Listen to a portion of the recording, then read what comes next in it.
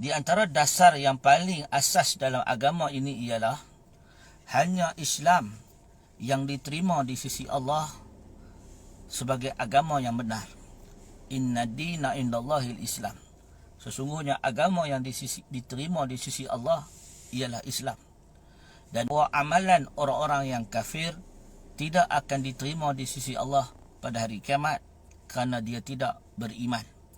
Kerana iman adalah syarat penerimaan amalan di sisi Allah Subhanahu wa taala.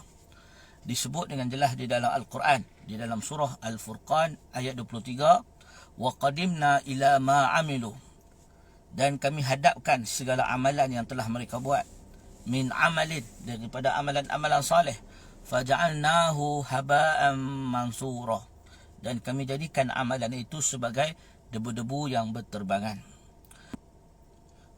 Sayyidatina Aisyah, ibu orang yang beriman, bertanya kepada Rasulullah sallallahu alaihi wasallam berkenaan dengan Ibnu Jud'an.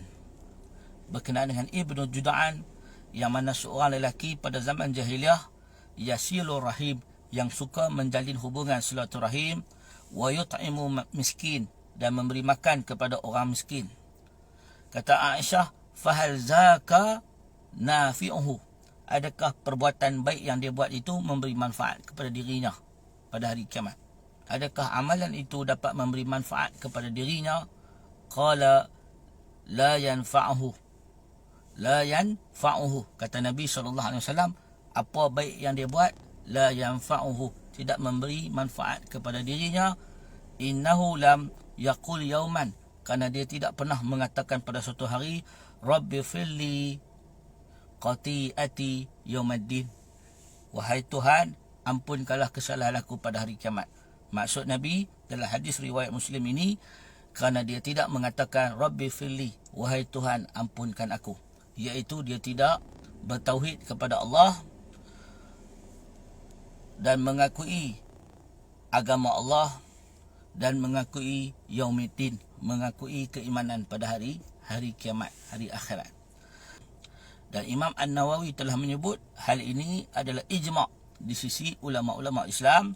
Jika ada orang kafir yang meninggal dunia walaupun dia melakukan pelbagai kebaikan, maka dia tidak akan memberi manfaat pada dirinya di hari kiamat. Akan mendapat habuan di dunia sahaja jika dia kafir. Sebagaimana hadis daripada Anas, annallaha yut'imu kafir bi'amali salih fid dunya. Kata Anas bin Malik bahawa Nabi pernah bersabda, Allah memberikan habuan kepada orang kafir atas amalan saleh yang dia buat di dunia sahaja. Tapi bila hari kiamat, tidak ada pahala bagi dia atau tidak ada habuan bagi dia untuk mendapat balasan. Tak ada. Amma Muslim, adapun orang Islam, maka Allah Subhanahu Wa Taala memberikan pahala kepada dia di dunia dan juga memberikan ganjaran kepada dia pada hari kiamat. Hadis ini diriwayatkan oleh Imam Muslim di dalam kitab sahihnya dengan sanad yang sahih bahawa orang-orang kafir, Allah Subhanahu Wa Taala menjadikan kebaikan yang mereka buat diganjarkan di dunia.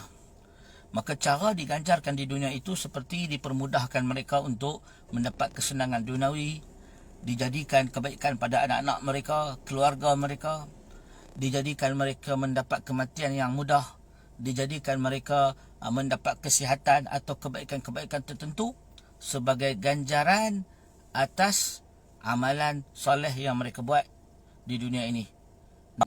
Nabi SAW telah bersabda dengan hadis yang sahih, wallazi nafsi biyadih, demi zat yang jiwaku berada di tangannya, la yasma' bi ahadan, tidak ada seorang pun yang mendengar tentang aku, min hazi ummah, berkenaan risalah Islam yang aku bawa dari umat ini, Yahudi ataupun Nasrani, summa yamutu, kemudian dia mati, walam yu'min billazi ursiltu bihi, dan dia tidak beriman dengan apa yang aku bawa, illa kana min ashabin nar, melainkan dia adalah tergolong dari golongan api neraka. Hadis riwayat Muslim.